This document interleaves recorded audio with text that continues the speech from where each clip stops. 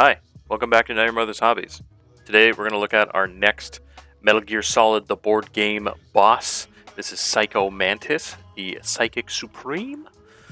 He's got a lot of basing going on. Very interesting base. I think our first actually interesting looking base. And that's going to be very helpful to us because Psycho Mantis is a very boring color scheme or just plain color scheme. Lots of just black leathers and just black overall. Not a lot going on. Cool design, but just not a lot of color. So we're going to use that base to help us out. So let's get to painting. As I mentioned, Psycho Mantis has a lot of black leathers, so we are going to start painting all that black leather. We're going to use Black Templar.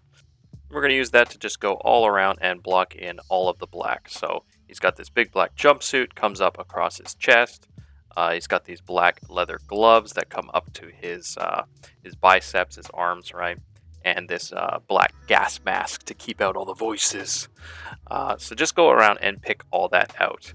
And if you know about fighting Psycho Mantis in the game, we're going to make the basing material, this debris, black to look a little bit like that stage's marble flooring.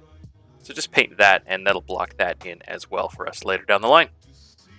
We're going to do a little dry brush here of an Administratum Gray, just to pick up all these details and get them all looking good again.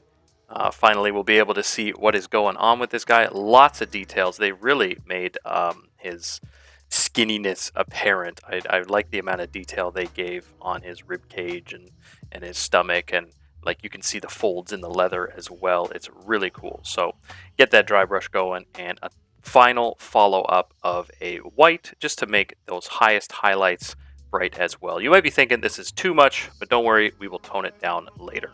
I'm also going to use this white to dry brush that ground as well to pick up all that black debris.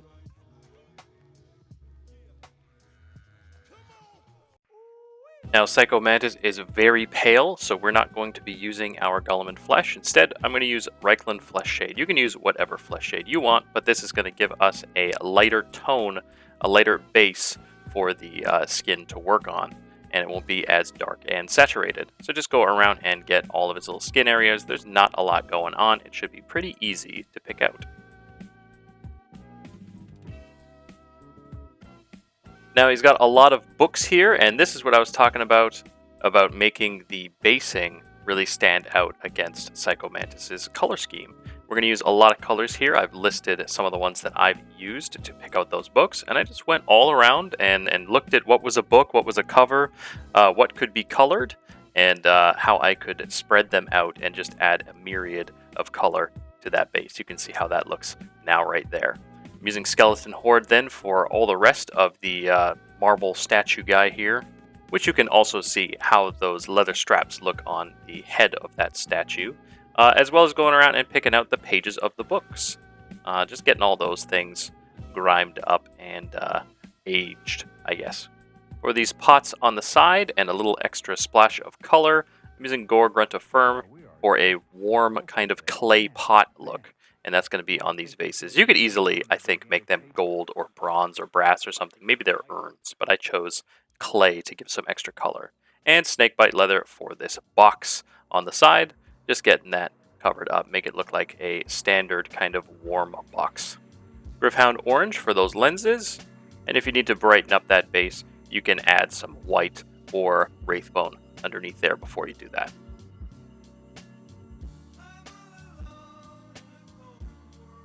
Start off our layering, we're going to pick out some extra details. I'm using gunmetal here to pick out all of these metal details. Lots of little rings and bolts and fasteners on the straps going all around here. Just pick out some of them. I don't think you have to pick out all of them. There's a lot going on. I think just some little hints here and there of metal on the leather is going to be enough. And then I'm going to cover all of the leather with my out-of-print Null Oil Gloss. If you want to recreate this, you just put a dark tone followed by a gloss varnish on top. Or, if you're feeling extra spicy, you can mix the two together and save yourself some time. But yeah, just use a dark tone and a gloss varnish and you'll get the same effect as this Nuln Oil Gloss as well. Just go around and hit all of that leather, and that's going to tone it down, make it shiny, and keep those highlights that we put in.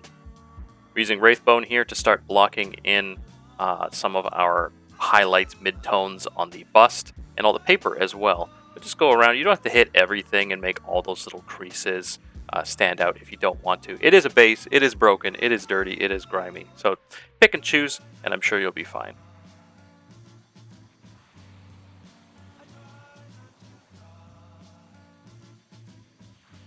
Now for the skin, Psycho Mantis is quite pale. I chose to use Rackhearth flesh to give us our base and clean up any smudging or smothering or what have you. And chose to use that and just went all around cleaning up and smoothing out those surfaces to get us started. Following that up with Kislev flesh and using more of like a lined striation motion for these highlights. This is going to bring back some of the life to his skin while still keeping him pale.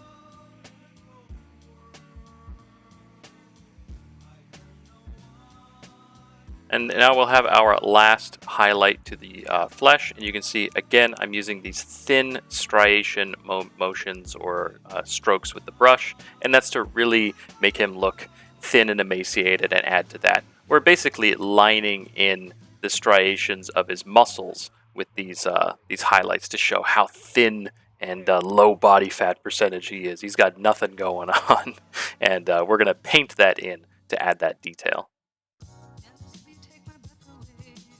Follow that up with some bold titanium white just to make those extra pages pop on the books. Just all the details around. You can also use this to pick out some details on the broken bust, etc. And use this to dot in some of the details, some specks on the lenses of those eyes. Using chrome to just add some extra little pings and pops, those bright little shiny spots all over the leather fasteners and rings and whatnot. Just going around and picking out a couple. I didn't grab all of them, but just enough to get the idea. A lot of the heavy lifting is going to be done by that gloss varnish. And then following up with Abaddon Black, because we've already got that base done, so just blackline it and get the rim set.